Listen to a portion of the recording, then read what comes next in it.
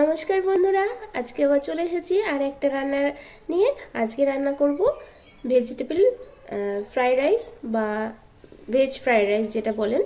তো এটা নতুন কিছু নয়, কিন্তু এটা আমি একটু যেভাবে বাড়িতে বানাই সেইভাবে আপনাদের সাথে আজকে রেসিপিটা শেয়ার করব। এখানে গাজর, বিনস, মটরশুঁটি, কাজু কিশমিশ, আর এখানে অবশ্যই বাসমতি চাল দিয়ে বানাবো।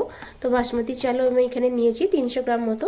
তো প্রথমে যেটা করব, চালটাকে ভালো করে ধুয়ে এটা আধ ঘন্টার জন্য আমি ভিজিয়ে রাখবো। ফ্রাইড রাইসের জন্য রাইসটা বা ভাতটা বানানোর জন্য জলটা গরমে দিয়ে দিয়েছি, আর জলের মধ্যে একটা জয়িত্রী ফুল ভেঙে দিয়ে দিলাম, আর একটু লবণ দিয়ে দেব। এই জলটাকে খুব ভালো মতো গরম করে ফুটিয়ে নেব। তারপরে জলটা যখন ফুটে উঠবে তখন আমি চালটা দেব।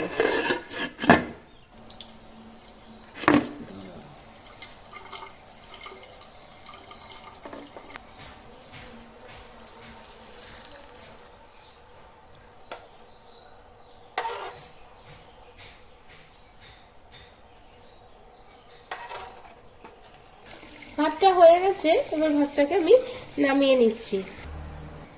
কড়াইয়ে আমি সাদা তেল দিয়ে দেবো একটু, আর একটু ঘি দেব।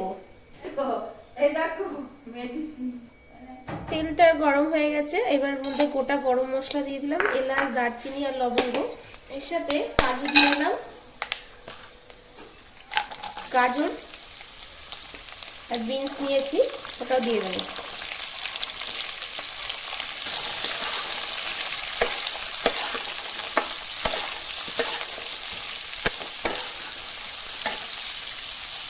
মটরশুঁটি নিয়েছি 1 বাটি মতো, ওটাও দিয়ে দিলাম।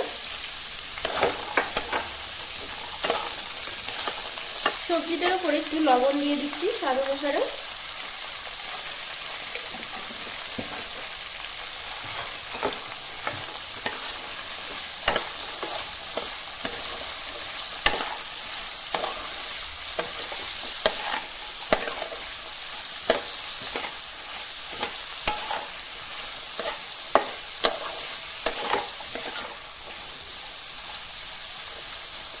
গ্যাসের ফ্লেমটা মিডিয়াম টু লো করে সবজিগুলোকে আমি ভালো করে ভেজে নেব।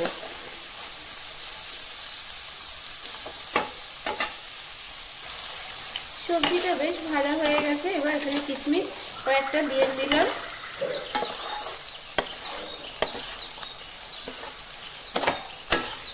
এবার যে ভাতটা করে রেখেছিলাম সেটাও দিয়ে দিচ্ছি।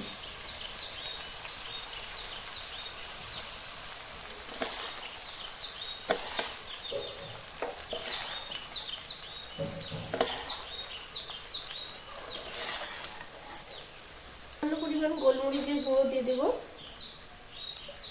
এটা আপনারা আপনাদের পছন্দ অনুযায়ী দেবেন, যদি দেব।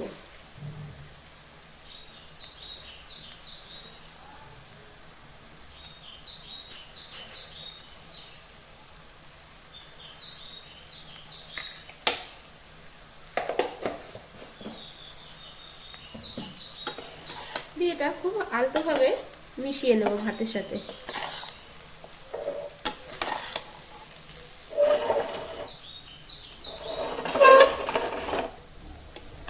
আর এটাকে একদিকেই মিশালে ভালো হবে, ভাতগুলো তাহলে ভাঙবে না।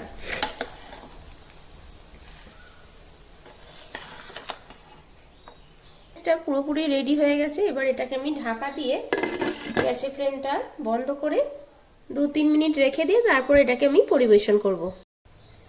2-3 মিনিট হয়ে গেছে, এবার এটাকে ঢাকনা খুলে দিয়ে এটাকে এবার আমি পরিবেশন করব। আমি যেভাবে বানালাম এই পদ্ধতির ফ্রাইড রাইস যদি আপনাদের ভালো লেগে থাকে তাহলে আপনারাও একবার অবশ্যই বাড়িতে ট্রাই করবেন। আর দেখেছেন কতটা ঝরঝরে সুন্দর হয়েছে, ভাতগুলো কিন্তু ভেঙেও যায়নি। আজকে এটা আমি আলুর দমের সাথে পরিবেশন করব। দেখুন বন্ধুরা, তৈরি হয়ে গেছে ভেজ ফ্রাইড রাইস। তো আপনাদের এই রেসিপিটা ভালো লাগলে অবশ্যই বাড়িতে একবার ট্রাই করবেন। এটা আজকে আমি আলুর দমের সাথে পরিবেশন করেছি। তাহলে এতটুকুই থাকলো, পরের দিন আবার দেখা হবে অন্য এক ভিডিও নিয়ে, অন্য এক রান্না নিয়ে। ভালো থাকবেন, সুস্থ থাকবেন, ধন্যবাদ।